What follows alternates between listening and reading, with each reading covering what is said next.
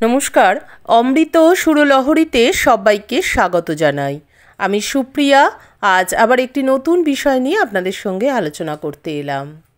আজকের যে বিষয়টি নিয়ে আলোচনা করব সেই প্রশ্ন আমাদের প্রত্যেকের মনে, এবং সেই প্রশ্নের উত্তর আমরা প্রত্যেকেই জানতে চাই।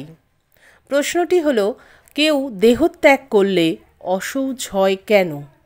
জন্মগ্রহণ করলেই বা অশৌচ পালন করা হয় কেন? এ প্রসঙ্গে একজন ভক্ত প্রশ্ন করেছেন পূজনীয় স্বামী সোমেশ্বরানন্দ মহারাজকে। পূজনীয় স্বামী সোমেশ্বরানন্দ মহারাজ বলছেন, অশুচি ঘৃণা অর্থে নয়, স্বাস্থ্যবিধি হিসাবে। আগেকার যুগে নবজাত শিশু মায়ের কাছেই থাকত। সেই সময় অন্যরা যদি মায়ের কাছে বেশি আসেন তবে তা শিশুর পক্ষে খারাপ হতে পারে, জীবাণু সংক্রমণ হতে পারে। তাই শিশুকে একটা সময় পর্যন্ত আলাদা রাখার দরকার স্বাস্থ্যকর কারণে। এজন্য মাকেও আলাদা রাখা হতো। দাই আর মা এই দুজনই শুধু যেতেন রক্ষণাবেক্ষণের জন্য। মাকে আলাদা রাখার কারণেই অশৌচ শব্দটা ব্যবহার করা হতো, অর্থাৎ সেই সময় মায়ের কাছে যাওয়া রেস্ট্রিক্টেড। মৃত্যুর পর প্রয়াত ব্যক্তির পরিবারের লোকেরা শোক পালন করে।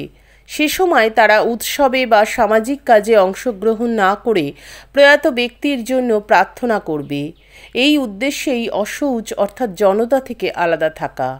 যেমন বর্তমানে অনেকে শ্মশান বা হাসপাতাল থেকে ফিরে স্নান করেন, পুরনো পোশাক ছেড়ে নতুন পোশাক পরেন। উদ্দেশ্য জীবাণুমুক্ত হওয়া। এসব সামাজিক বিধি নিয়ম নানা কারণেই মানা হতো। কিছু স্বাস্থ্যগত, কিছু ঐক্যের কারণে, পরিবেশ রক্ষায়, সাংস্কৃতিক, পারিবারিক এই সমস্ত কারণে এগুলো মানা হতো। আর কতকগুলি প্রতীক হিসেবে, ধর্ম অর্থাৎ কর্তব্য হিসেবে মানুষ এসব মানত। যেমন বর্তমানে রাজনেতা মরলে পতাকা অর্ধেক নামিয়ে রাখা হয় সরকারি ভবনে। তাহলে বন্ধুরা, আমরা জানলাম যে কেউ দেহত্যাগ করলে বা জন্মগ্রহণ করলে কেন অশৌচ পালন করা হয়। এর পিছনে কত বিজ্ঞানসম্মত কারণ রয়েছে। শুধুমাত্র যে এগুলো কুসংস্কার তা নয়, সংস্কার তা নয়, বা কুসংস্কার নয়, এগুলো হলো বিজ্ঞানসম্মত কারণে এগুলোকে মানা হয়।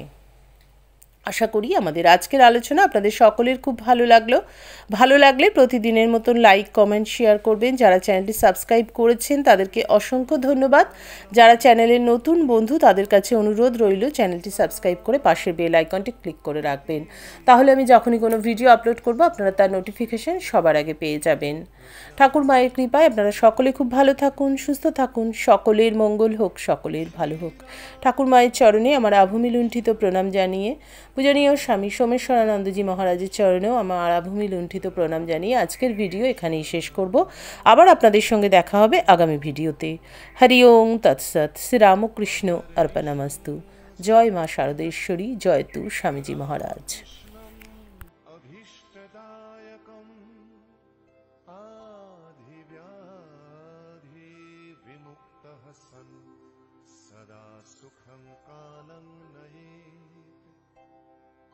सर्वदेव देवीमयः श्रीरामकृष्णः स्वरूपतः जय लाभो भवेत्तस्य यस्येति रसनोपरि।